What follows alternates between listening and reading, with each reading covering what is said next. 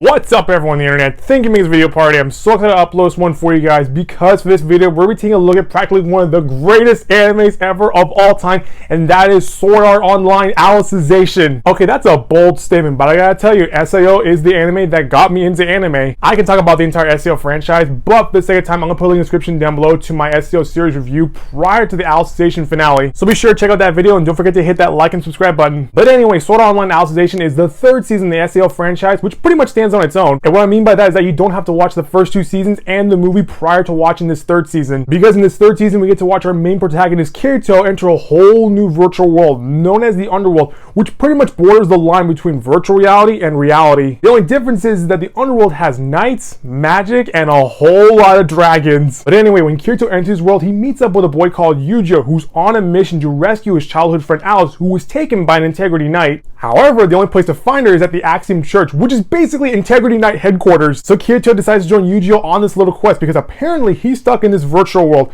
and the only way for him to get back to the real world is possibly through the Axiom Church. And so for the first part of the season, it's pretty much a buddy road trip story as we get to watch these two best friends go on an adventure to find Alice. However, while I enjoyed the first part of the season, I will say there is one episode where things get a little too crazy. And what I mean by that is there is one particular scene in one episode where we watch two guys physically abuse two girls right in front of our heroes. So I can understand why that one scene may not go so well with some viewers, but apparently the creators need to have a scene that kind of prompts our protagonists to determine the line between right and wrong and whether to cross it or not, and their actions soon get them arrested by an Integrity Knight, who is, wait for it, Alice.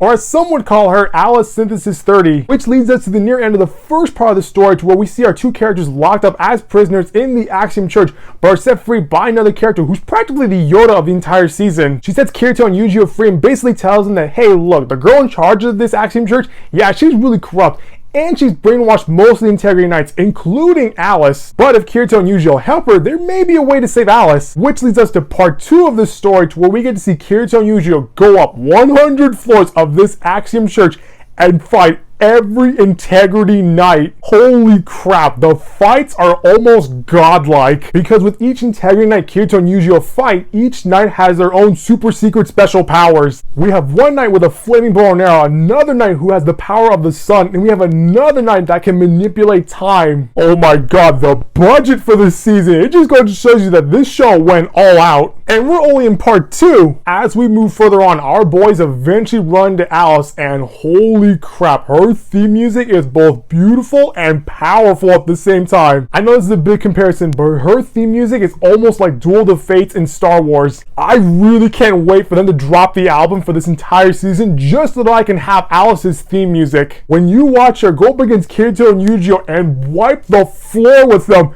dang! But due to unfortunate events, the truth about the Axiom Church is revealed, and we take a big hit at the end of part 2, which then leads us to part 3 and focuses on Alice, who knows that the wall separating the human empire from the monster world is about to go down. And that's another thing I like about this season, is that within the first 2 parts, they keep mentioning that the final war between the human empire and the Dark Territory is coming, which sets up the hype for part 3.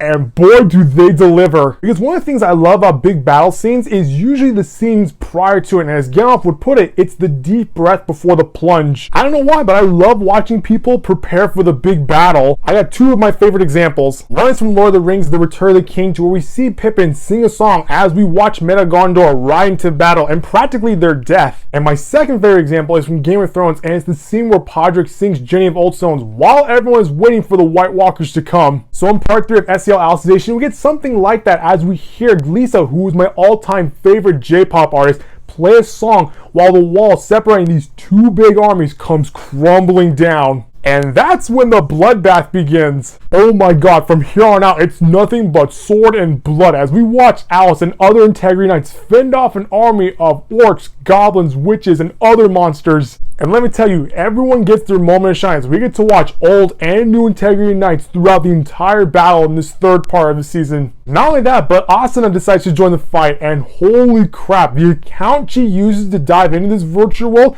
is pretty much at god status, and watching her stand side by side with Alice, it's pretty damn cool. But while things seem okay, the bad guys get reinforcements to where it's a 10-to-1 ratio against our heroes, which leads us to the fourth and final part of this big season where we need a lot of backup to help save Alice and her people. And that's when we have our Avengers Endgame moment where we see everyone from previous seasons and the movie make their way to the underworld in order to save everyone in it. However, this fourth and final part opens up with a very uncomfortable scene. Looks like the creators didn't learn the lesson the last time, because right off the bat we open up with a hentai scene as we watch one of our veteran characters get violated by tentacles. Thankfully the scene is very quick as we move on to the main fight where we get to see every character from the entire Sword Art Online franchise fight beside one another. But we gotta keep things interesting, and what better way to do it than to have our two main villains flex some of their power. Okay, I gotta mention this. Watching Alice's uncle go up against the main bad guy was practically the best fight in the entire series. But anyway, while the main villain's occupied at the moment, the secondary villain wrecks a lot of characters in the final battle. But at the same time, we do get to see some characters from the movie have their moment shine in the final battle, which is pretty good for fan service. And as we get closer to the end, after losing a lot of characters, our boy Kirito eventually wakes up from his coma,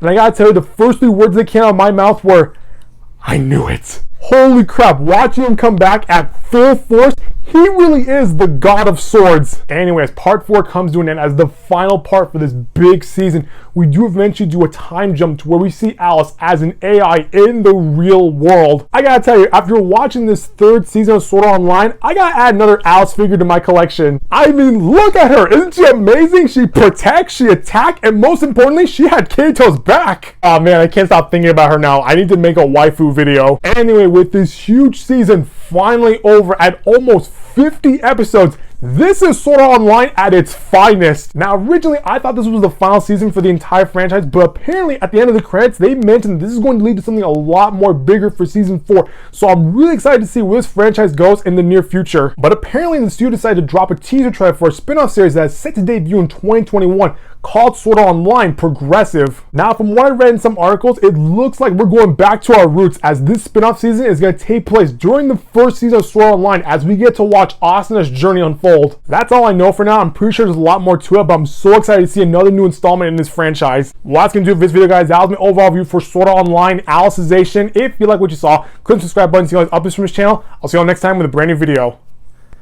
Bye-bye.